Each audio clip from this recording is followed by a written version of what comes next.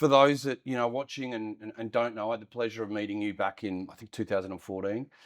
You were an investment director at Archer Capital back then, probably one of the biggest and best firms in the country. I was just starting out my business, specialising in executive search to PE, and had the opportunity to meet you and a bunch of the other Archer guys and support you as an investment director back then. Mm. Since then, you've obviously gone on to portfolio land and now running your third private equity Mhm. portfolio business. Um, for the broader audience, keen from hear from you regarding your background to become an investment director, which is an aspiration for most, but then to make that transition over to being a portfolio CEO. Mm. Well, when I left university, I think like a lot of people, I wasn't Mm. entirely sure what I wanted to do as a long-term Yes. career. So I tried a few different things, a couple of years strategy consulting, attempted to get a dot-com business off the ground back in 1999, Right. which didn't work. Not great timing. No, and a little bit of M&A for a large Australian corporate. And that was a really interesting diversity of experiences. And when reflecting on what I liked out of each of those, I landed on the fact that actually private equity investing seemed to offer the best of all worlds. Great. And as you noted, I managed to land a role with Archer Capital that saw the beginning of about 15 years in private equity investing, Mm. bookended with Archer Capital, with a Mm-hmm. couple of stints with other firms over in the UK in the middle as well. Mm-hmm. But after 15 years, I decided it was time for a change, and Mm. sort of almost walked across the table to the other side and joined an Archer portfolio company on the management side, Yes. an aged care business where I started as um, strategy and corporate development director, quickly moving to chief commercial officer, and then after a short further while, chief executive, where I Mm. remained for 3 years until we sold that business. Mm-hmm. And I love that. So then I thought I'd give it another go with a different PE firm running actually another aged care related business, which lasted a couple of years before again we sold that to a trade player. Yes. And then I'm now with my third, as you pointed out, private equity business owned by Mercury Capital, Mm. and the business is called Green by Nature, and it does commercial landscape maintenance across Australia and New Zealand. So as you mentioned, you moved from being an investment director, acquiring businesses and sitting on Mm. boards.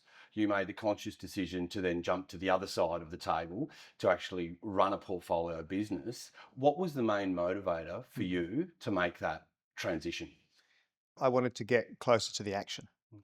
So what I found through my private equity career was that the more senior you got, the further away you got from the front line. Understandably, it became more about deals, about the financials, about the strategy, and less about the nitty gritty operations and the people and the really getting stuck in. And I've got an engineering background, and I like to sort of get involved and tinker with the businesses.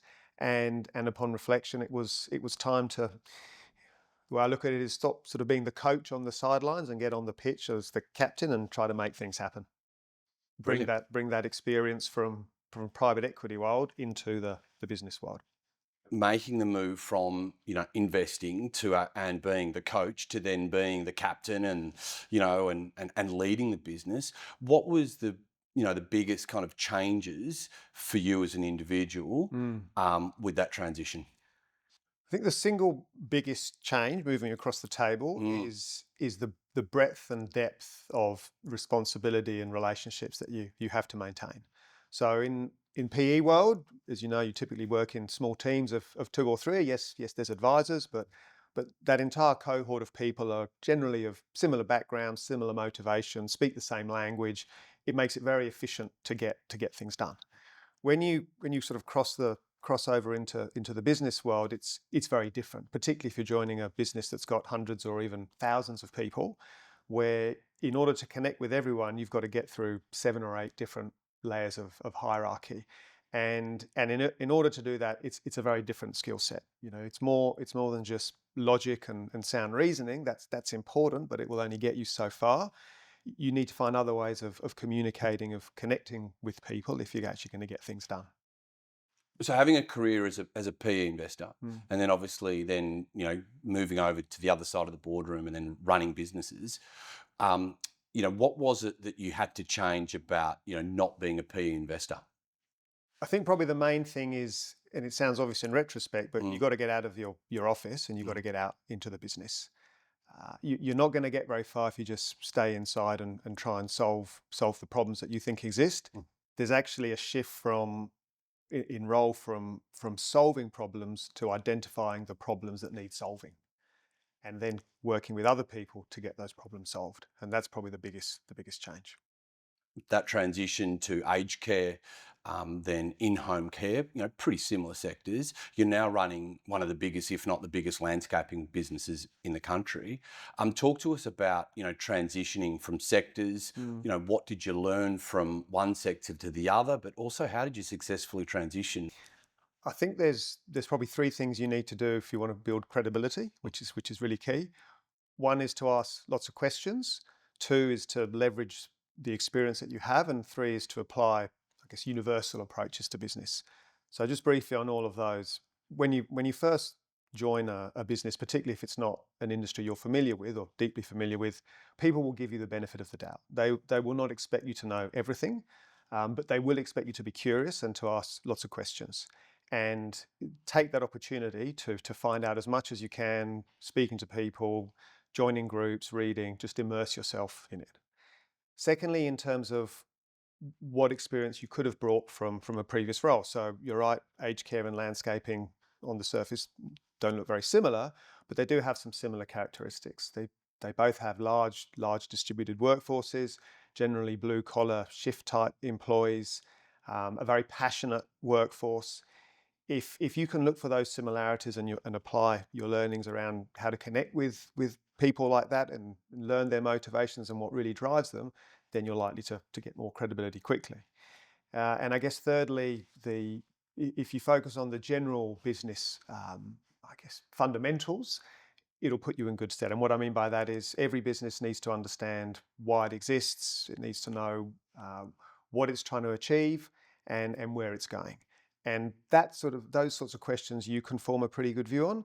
The how you get there, that's where you need the technical expertise. That's where you need to connect with the individuals in the business who've probably been there many years. If you've done those previous steps, you're going to make your life a lot easier on that front. From your perspective, what were the biggest transferable skills going from home care, aged care into landscaping?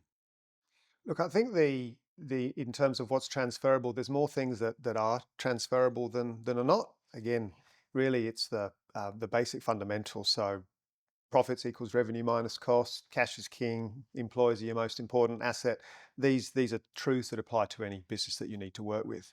So where do the differences arise from? Really, it's really down in the depths, in the nitty-gritty of how the work gets done.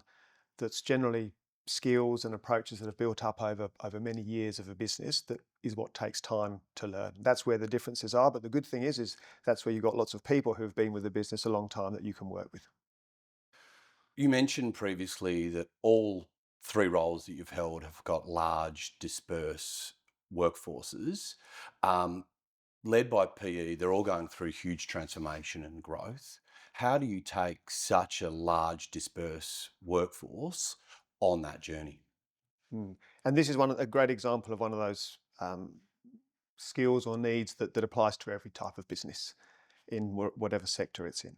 And I think the key aspect of any change is that you've got to recognize that change is difficult and painful. And most people won't want to change unless they perceive the effort required to change to be worthwhile in terms of either something they get directly or a broader benefit. And so the absolute fundamental of change is convincing of that, and in particular making them understand the why of the change and the transformation. And to give you a couple of examples, in residential aged care, we wanted to introduce additional services for residents in the homes that was going to involve an additional cost to residents. And quite a lot of the staff thought this was a bad thing and that it was just about making profits and it was taking advantage of the residents. But we were able to demonstrate to them that actually it was the residents themselves that wanted this, and this was the only way to deliver those services within the bounds of the current regulatory framework. And when we got them on board, actually it was very successful. Similarly, at the moment, we're looking at some structural change in terms of roles and titles and responsibilities, and that's always a little bit threatening to people in their jobs. But if they understand that when you go through that, what that does is it frees up a lot of the frustrations and challenges that they have, and they're convinced of that, then they're on board. Once they're on board, that's generally the hard work done. Then you can fall back onto the process about, well, let's map the path out, let's get the right people involved, let's set the milestones, and let's track the progress and get everyone on the journey. Thomas, you've said to me many times that you're only as good as your team. How do you get from your leadership team to your operational team, aligned on your mission and strategy and executional plan? It's a great question because this is absolutely fundamental. Again, when you're dealing with 6, 7 layers, you've got to have that in place, and culture is what drives that. And what's really important is you start off with a relatable culture. So the day that you step into a business, you are the employee with the least experience in that business. And that business generally will have been around for 5, 10, 20, maybe even 30 years or longer. It will have done some good things and some bad things, but there's clearly a base there of knowledge, of experience that you can build on. And you can adapt to creating that culture, and that will serve as a reference point as you move forward. I think in terms of some of the other things around culture, there's an element of being very clear on what that culture is. And businesses often talk about the mission and vision and values and purpose and all sorts of other things like that. And what I find is often these are just nice statements on a wall or that you put on presentations. I view them actually as much more like effective tools that if you really describe what they are and you really use them well, you can bring them out when you need them to justify or to explain some of the changes that you're making. One of the other really important things I find is how you show people that by being a part of this culture, they can win.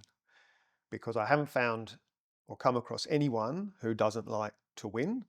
And if you can define how being a part of this culture and being on the journey and what you're aiming for will help them win as individuals and as a team, then that can be really powerful.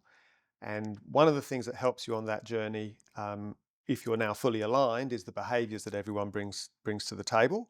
And that, for me, that's really important, that everyone's clear from day one what behaviours are suitable and which ones are not suitable. I'll give you one specific example that I get everyone to sign up to, which is to play the ball, not the person. So what I mean by that is I like disagreement. I like differences of opinion. That's fantastic. But let's make it about the issue. Let's not make it about the individual. And I found that if you apply that approach to problems, you get a much better answer than if it gets personal. So over the years, I've done a lot of recruitment, and so have you. We've all seen what looks like a great person on paper. Sure. And look, with your experience, you'll know better than anyone that the paper only tells half the story, because that's where people write everything that they're good at and that they think they've done well, and that's they're putting their best foot forward, which is a good start, but it obviously doesn't tell the full picture. And of course, it also makes it sometimes hard to differentiate between what a person actually did and whether they were just lifted by the rising tide, as it were. So when I interview people and speak with them, there's a few things that I always look for. The first one is probably that they're aware, self-aware, not just of what their strengths are, but of what their weaknesses are, what their development needs are. No one is perfect by definition. Everyone has good points and not good points, and that's fine, because I'm trying to assemble a team, not judge every individual solely on their own merits. So if you've got an area where you're not particularly strong, but there's others on the team that do, well, that's fine. We can work with that. The key there is team, and so I need a team player, someone who recognises that their number one team is the executive leadership team. It's not their particular function. It's not something else where they're trying to build, strength and their own little fiefdom. They have to think for the whole business, and therefore the executive leadership team. And I think probably thirdly, they need to fit into the culture. And different businesses have different cultures, and that's fine. So again, it is a bit of a team fit situation. But one really important aspect for me is that person doesn't take themselves too seriously. We're going to have some challenging moments. It's going to be difficult. If you can't have a bit of a laugh and laugh at yourself, it's going to be tough. You got to have fun. Got to have fun. So you've previously said to me one of your biggest learns about being a CEO and being a leader was not being afraid to say I don't know, and leading with collaboration. It takes some degree of vulnerability to say I don't know. Talk to us about your leadership style and that kind of, I suppose, that ethos that you take is to being a CEO around, if you don't know, you're quite happy to say I don't know. Mm. some people call it being vulnerable or vulnerable leadership. I think of it as being willing to accept a degree of discomfort, uh, a discomfort around not knowing all the answers, around not being the expert, around not being able to control everything around you, around your success being determined by the efforts of lots of other people, and generally about not even knowing a lot of the things that you don't know. And the more senior the role, the more breadth, the more of that there's going to be, and therefore the more discomfort that you're going to have. Now, I think it was Roger Federer who made the point that he lost, I think it was 46% of the points he ever played. But he then went on to win 80% of the matches and become one of the greatest tennis players of all time. How did he do that? Well, I think a couple of ways. One is he focused on winning the points that really mattered. And secondly, not worrying about the points that he didn't win, because he still got the outcome he was looking for. And that's what business is like, except there's lots of tennis players all playing at once and there's points being lost all over the place. But provided that the team knows which are the important ones and they're winning those ones, then collectively as an organisation you end up in as good a position as you can. Thomas, I meet a lot of people looking for a career in private equity. And you mentioned, obviously, you've taken 2 businesses through to a successful exit and no doubt, soon a third. PE is not for everyone. For every successful exit, or for every CEO that successfully exited a PE-backed investment, there's at least one that doesn't. What sort of advice would you give to those people looking to transition potentially out of corporate or transition from non-PE into PE? It is a high-pressure, intense environment where you're working with some very smart, very sharp individuals in the private equity firms who are going to ask a lot of tough questions. There's going to be nowhere to hide. They're not going to let things slip, and you're trying to do all of this in a bit like one of those game shows where the clock's ticking and there's time pressure. Because that's one of the key features of private equity is most investments are part of a fixed life fund, and there's a certain time horizon, and you need to work towards an exit in that time frame. You don't have unlimited time, and they want action, and they want action quickly. And if things are not working, you don't have much time to get on top of them or change direction or keep working hard. So that's probably the key feature of moving moving into PE rather. If it's stepping up into a CEO type role, then we touched earlier around some of those aspects around the breadth and the depth of experience or contacts that you need to have in the business. If you're coming from, let's say, a professional services sector, if you're in consulting or investment banking, you're thinking of making the transition across. Probably the main thing to be aware of is the variety of people that you're going to be dealing with day in, day out, who you may not have had experience with before, who again are going to form a big part of whether you're ultimately successful or not. Well, Thomas, this leads me to my last question. If you had the chance to go back however many years back to your first day as the CEO at Allity, knowing what you know now, what bit of advice would you give yourself? Good question. I think it's actually similar to advice I'd probably still give myself to this day. And that is to pause and reflect more. The minute you get into the CEO role, it's a million miles an hour. There's things coming at you from all sides, those you knew were coming, those that you didn't know were happening.